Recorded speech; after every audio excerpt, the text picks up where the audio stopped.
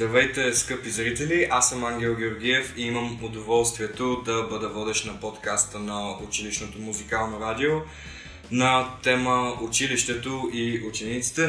Наш гост днес е госпожа Мария Атанасова, заместник директор и преподавател по френски език. Здравейте, госпожо! Как сте днес? Здравейте! Благодаря за поканата. Чувствам се повече от добре. Днес е добър, чудесен даже ден, както всеки ден в училище. Обикновено всяка сутрин в 7 часа имам план за деня, който в 9 часа вече няма нищо общо с първоначалния. Но това са хубавите неща, нещата, които ме държат в кондиция и с радост започвам всеки ден. Първото нещо, което бих искал да обсъдим е как са били вашите ученически години, как решихте да сте преподавател, по-важното, и каква е разликата между училището и учениците в вашите тин години и училището, каквото го познаваме днес? Връщаш ме много години назад. Не мисля, че са толкова много. Благодаря. Не са малко годините. Всеки път, когато се връщам в това си време, си давам сметка, че пазя много мили и добри спомени. В училище със сигурност учихме много, отсъствахме малко. Много приятелства създавахме и прекарахме повече време заедно. Аз имах късмета да се уча на много добри преподаватели. Може би те са причината аз да пожелая да стана учител. Никога не съм обмислила друг вариант за професионалното си развитие и кариера. И по-важното за мен е, че станах учител, но и останах учител след повече от 20 години. Защото това е нещо, което винаги съм искала да правя. До ден днешен ми носи удоволствие и се радвам, че съм направила този избор. Може би не толкова осъзнат на младите ми години, но се оказа правилен. За разликите, със сигурност има разлики. Всяко време си има и хубавите и лошите неща. Със сигурност нямаше технологии. Нямаше телефони и това пък, ако кажем, че е лошата част, носеше и положителната, защото времето, което ни оставаше, беше време, което прекарахме с учениците си, с учителите си и в училище, и след училище. Така че бяха задружни години. В същото време имахме доста много по-малко информация, отколкото вие имате днес. И това до някъде може би ни е ограничавало. И така основно информацията идваше от учителите ни, от родителите ни и телевизията.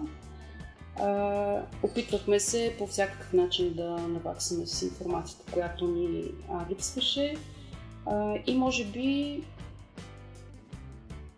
да, със сигурност това ни караше да четем повече. И ученето беше, може би, по-голямата част от деня ни. Със сигурност сме били по-малко ангажирани, отколкото вие сте днес, защото знам, че така сте разкъсани между училище, вашите хоби, спортувате или се занимавате с наука или изкуство, които не може да получите в училище, но при всички положения мога да кажа, че има много добри ученически години. Използвах ги добре, научих много неща. Ако имам възможността да се върна, най-вероятно ще да уча още повече. Малко бих искал да сменя темата. Ако вие имахте силата или позицията да направите някаква промяна в системата, какво бихте направили, за да има един така по-гладък, може би не чак толкова уморителен учебен процес, не само за учениците, но и за учителите, защото знаем, един учител преподава каквото преподава и след това се прибира вкъщи и трябва да проверява контролни, домашни работи, тестове. Какво бихте направили, ако имахте тази позиция и сила?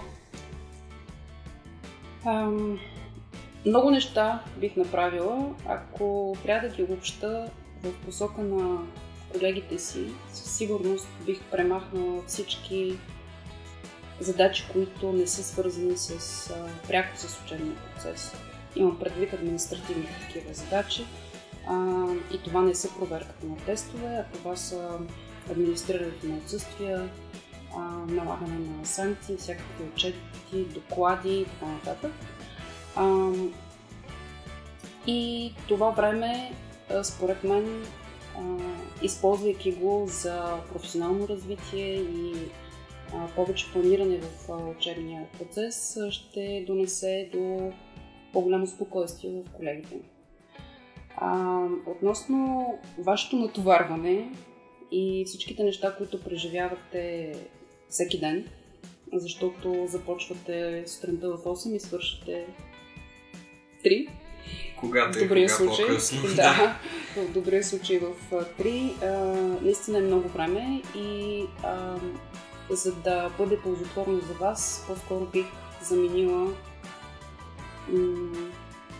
формата на часовете, по които се случват. Най-вероятно бих премахнала учебните предмети и бих ги заменила с един малко по-холистичен подход в изучаването на явления, събития, погледнати от различни гледни точки. И това биене на звънци през 45 минути, може би също е нещо, което казва не е много добър ефект върху вас. Да, но не е ли по-удобно, особено за, примерно, паралелките, които сме 1 към 1, това биене на звънци да значи едни 10 или в голямото междучасие 30 минути, които да сме далеч от екрана, макар че повечето, нали, когато са в междучасие се цъкат на телефоните, това е друг въпрос. Но въпросът е, че това време, особено за паралелките, които сме 1 към 1, не е ли важно просто да сме далеч от екрана, за да не ни се натоварват толкова очите, така че не е ли добре да има някакви такива почивки? Може би трябва да разясни малко повече какво представлява този модел 1 към 1, защото в никакъв случай това не означава, че 45 минути ученици трябва да стоят приковани към устройствата си, а по-скоро това, че имат на разположение устройствата си в час, би им помагало да изпълняват задачите, които учителите им поставят. Аз имах предвид друго. Когато учебният процес е по-гъвкав и звънецът не прекъсва мисълта ви там, където сте, а имате възможност да я довършите или да я изпробвате дали работи, за мен няма нищо лошо да имате още 10 или 15 минути повече в този час. И след като обсъдихме какви промени е хубаво да се направят в образователната ни система, сега е ред на така наречените задачи от системата PISA. Знаем, че България е на едно от последните места. Всъщност, притеснителна ли е тази статистика? Каква е същността на тези задачи? И защо по новините и навсякъде на тях им се обърна внимание, сякаш това е нещо много критично и сякаш реално ние сме като че ли държава от третия свят, която не може да се справи с тези задачи, защото аз съм на личното мнение, че това не е чак така и че ние реално имаме доста добри умения и не мисля, че резултатите са нещо толкова притеснително. Ами аз няма как да се съглася с теб. Мисля, че резултатите са притеснителни и те са притеснителни, защото не са от вчера. PISA се провежда от 2000 година и до сега тенденцията на резултатите в България е винаги към понижение, въпреки че са така сравнително стабилни, но винаги има понижение, което означава, че за всички тези 20 години не сме приели достатъчно сериозно този проблем. А той е проблем, защото, как да го кажа, образованието днес определя икономиката и обществото на държавата ни в бъдеще.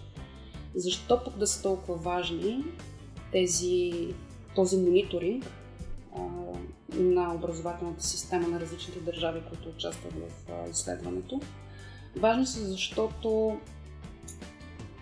тестовете не проверяват колко знания имате и какви знания, а по-скоро проверяват как използвате тези знания.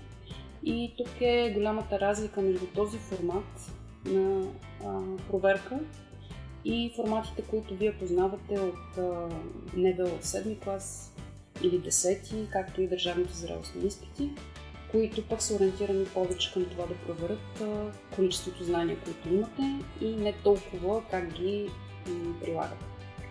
И PISA е замислена с идеята, предоставяйки този мониторинг на всяка една държава, тя да има реална представа за състоянието на образователната си система и на базата на тези подробни анализи да взима решения в бъдеще как ще се развива образованието и какви реформи да правят.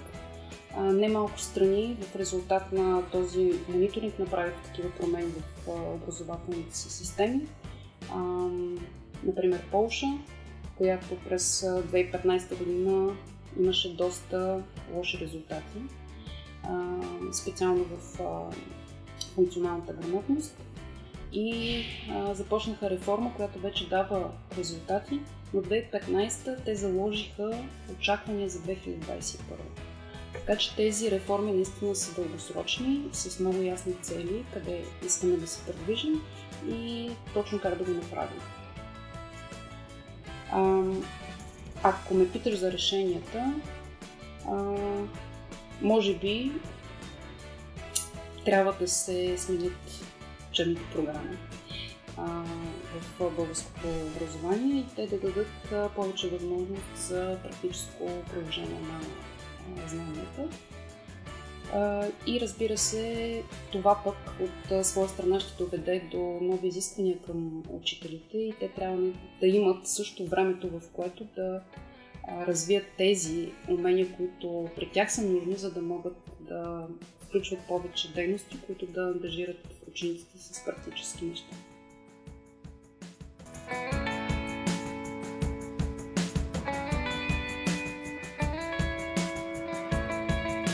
А какво мислите за проектно базираното обучение? Прилагате ли го? Мисля, че от тази година даже водите такива часове приложени дигитални умения. Какво мислите за проектно базираното обучение? Проектно базираното обучение би било решение за повишаване на резултатите в PISA. Проектите са най-нормалното нещо, което човек всъщност прави всеки ден. Защото дали планираш ремонт в къщи или организираш семейна почивка, това всъщност е проект за теб. И той изисква различни умения, които проектно базираното обучение може да развива. Това са умения за търсене на информация, за оценка на информацията, критичност към информацията, която четете, умения за правене на избор, поемане на отговорност, работа в екип и така нататък. Защото проектно базираното обучение прави ученето по-устойчиво и всъщност вие изучавате учебен материал, работейки по проекта, а не обратното, както има традиция в българското образование да се случва. Първо имате един голям обем от информация, който трябва да обработите и след това евентуално да направите нещо с тази информация, ако имате възможност. Относно новия учебен предмет в 8 клас, мисля, че е абсолютен пример за това как трябва да се работи в училище и то е още в името, в заглавието на синия предмет, който казва практически дигитални умения. Идеята е, че правим неща, които са важни и за вас и ще са ви необходими в живота с технологии. Няколко прости примерчета. трябва да направите бюджет за юбилея на родител. И този бюджет всъщност го правите в електронна таблица, усвоявайки възможностите на този инструмент, като формули, заложени вътре и така нататък, но през цялото време мислейки, работейки за този бюджет, а не самия инструмент, как да го изучавате, каква формула може да зададете, как да преместите информация от една кутийка в друга и така нататък. Или умението да пишем имейли също, го разглеждаме през това да поискаме, примерно, препоръка от учител, защото ще кандидатстваме в университет в чужбина. Писането на мотивационно писмо, през писането на това мотивационно писмо, всъщност ние се учим как да редактираме текст с дигитален инструмент. И може би най-хубавото тук е, че всичко това се случва на чужди език, който изучава съответната паралелка, така че за мен включването на такъв предмет би бил изключително полезен за учениците. Като една напълно нова иновация, не знам дали в другите училища има изучаването на такъв предмет, как се случи неговото осъществяване? Хубавото е, че Министерството на образованието и науката има такава програма за иновативни училища, като иновацията, която предлага училище, може да бъде в някакви посоки. Едната от тях е създаване на нов учебен предмет и ние се възползвахме от тази възможност, като отчетахме всички по-скоро нужди и необходимост, която имат учениците в времето, в което живеят. Защото света в момента не иска от теб знания, а иска от теб прилагане на знания. И сега, за радост на нашите зрители, ще обсъдим най-горещата тема, сигурно от началото на 9 клас. Това са великите униформи. Вие, госпожо, за или против сте? Според вас може ли да се измисли някаква по-удобна алтернатива на униформите? Може би по-удобна за джобовете на родителите, по-удобна за носене от учениците. Миналата година, например, се въртеше тази идея в ученическия ни парламент. Не мисля, че беше стигнало някакво предложение, някакво решение на този въпрос. Но наистина, примерно, миналата година беше малко, стресиращо, стои си в час и, за тези, които нямат униформи най-вече, но беше малко стресиращо, стои си в час и влиза учител, кой има, кой няма униформи. Вие, вашето мнение какво е? Аз съм за униформите, най-вероятно няма изненада тук моя отговор, но мотивите са ми и от гледна точка на учител, и от гледна точка на родител, защото имам дъщеря в училищна възраст, в 5 клас, и тя се обучава в училище, което има униформа. От няколко ъгъла може да погледнем защо според мен е добре да има униформа в едно училище. Ако погледнем финансовата страна, както спомена и ти, за мен като родител е доста по-ефтино да закупя 3-4 униформи, отколкото да имам отговорността да купувам други дрехи, които, за съжаление, знаеш как младите хора се усещат спрямо мода, тенденции или пък просто защото са в определен кръг се движат. И това за мен всъщност е по-ефтино за купуването на униформи. Има и при малките не се чувства толкова много, но при вас, тъй като сте доста по-ангажирани с модни тенденции, някой път стигате до крайности и не може да вземете правилно решение какво всъщност изисква благоприличието и какво е приличен външен вид. И в този смисъл носенето на униформи осигурява това всички в училище да са с подобаващо облекло. Доколко са удобни униформите, в училище има 1200 ученици и аз не мисля, че има вариант, в който униформите да са удобни за всички. Разбира се, че не го изключвам и ще се радвам, ако вие в крайна сметка достигнете някакво предложение за това как униформите могат да ви бъдат по-удобни. Знаете, че приветстваме всяка инициатива, която идва от учениците, стига да е работеща. Чувала съм много аргументи, че униформите обезличават. Загубват индивидуалността. Но аз считам, че в училище индивидуалността идва от другаде.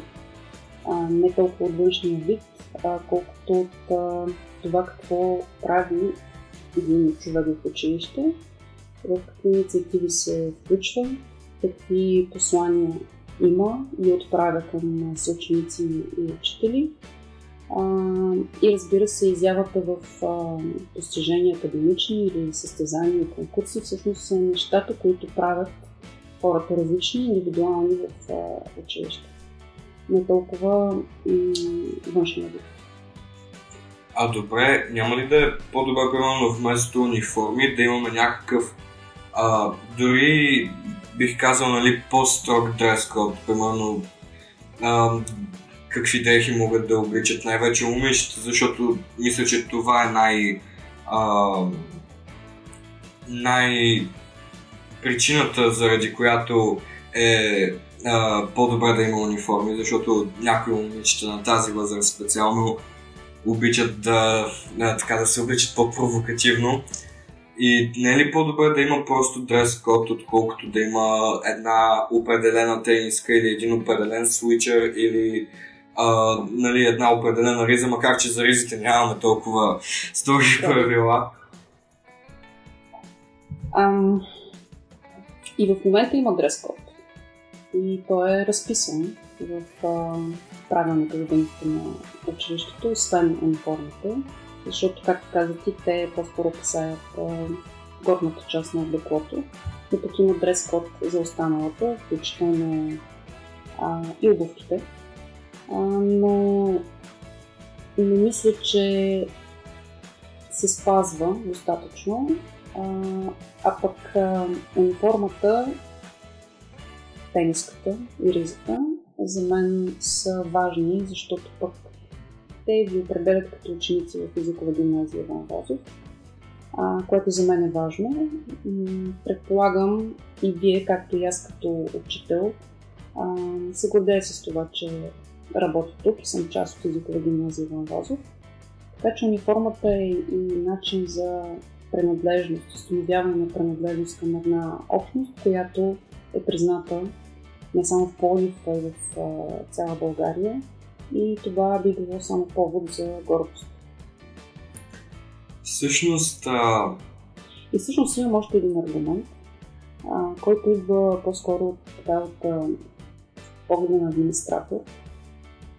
Когато всички ученици в едно училище носят униформи, това значително допринася за сигурността на хората в училище, защото много по-лесно се установяват външни лица, хора, които нямат нищо общо с организацията, по някаква причина искат достъп до училище, дори в двора е много по-лесно да видим, че вие сте ученик на езикова гимназия Иван Вазов, а не от друго училище. Така че това също е нещо, което може да по-скоро да е положително в това да се носят униформи в училище.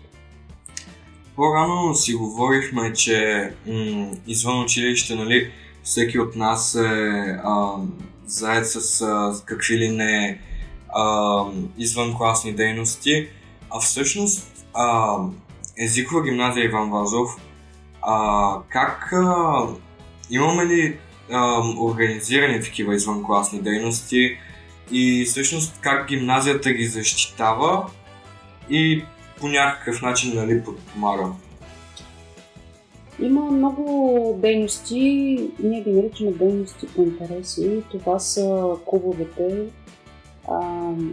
които се водят от учители от езикови гимназии на Вазов. Те са в различни посоки. Може би си спомняш, че в началото на всяка учебна година ви питаме какви желания имате, с какво искате да се занимавате. И всичко това го взимаме предвид, за да предложим това, което ви интересува, това, което би било интересно за вас.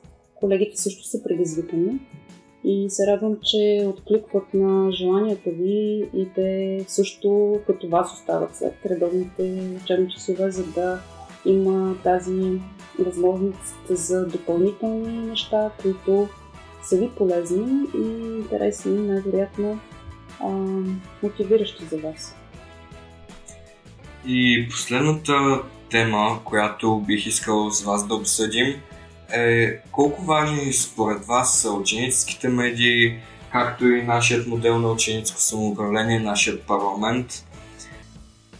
Какви предимства носят тези ученически инициативи не само за училищата, за учениците също, но и като цяло, според мен, тези инициативи, нали, различават училищата, защото не всички училища имат радио, не всички училища имат ученическо самоуправление.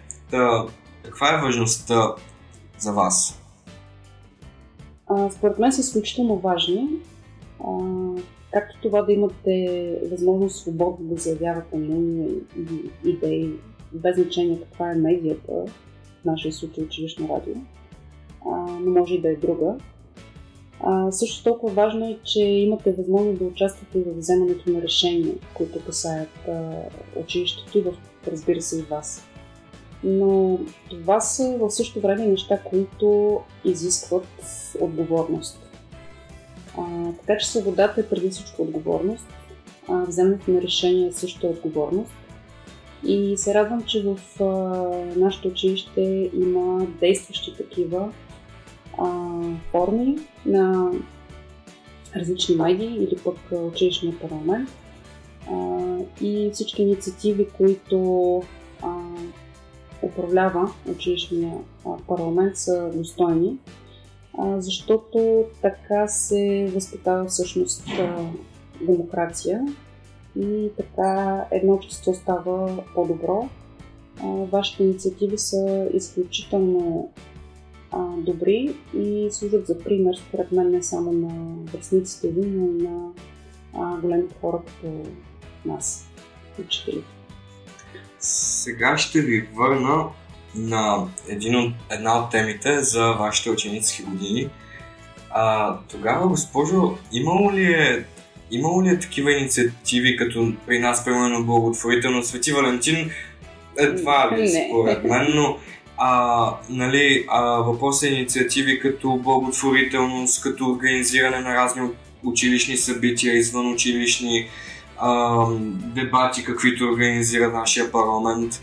И всъщност, когато не знам дали е имало парламент, където сте учили и когато сте учили, но имало ли е такива събития и как са се организирали? Да, имало е такива събития. За съжаление обаче ние нямахме тази възможност сами да ги организираме или да даваме предложения за някакво събитие. Обикновено те се случваха просто защото са организирани на училищно ниво и те идваха от учителите ни. Така че имахме много малко, за съжаление, предимно спортни мероприятия организирани и по-малко събития, които са свързани с обществено значими проблеми и инициативи. И всъщност това по-скоро беше последица от времето, в което живеехме, защото знаеш, че политиката беше съвсем друга. Строя, който живеехме, нямахме много възможност за свободно изразяване. какво мислим или какво искаме. Много по-строги бяха правилата. Научиха ли на дисциплина, обаче, която днес ни помага много. Аз казах, че всяко време си има и хубавите и лоши страни, но не съжалявам и в същото време пък се радвам, че вие имате възможности и се опитвате да ги използвате. И последната ми молба към вас всъщност е, ако можете да отправите послание към нашите зрители и ученици, учители, които гледат нашия подкаст.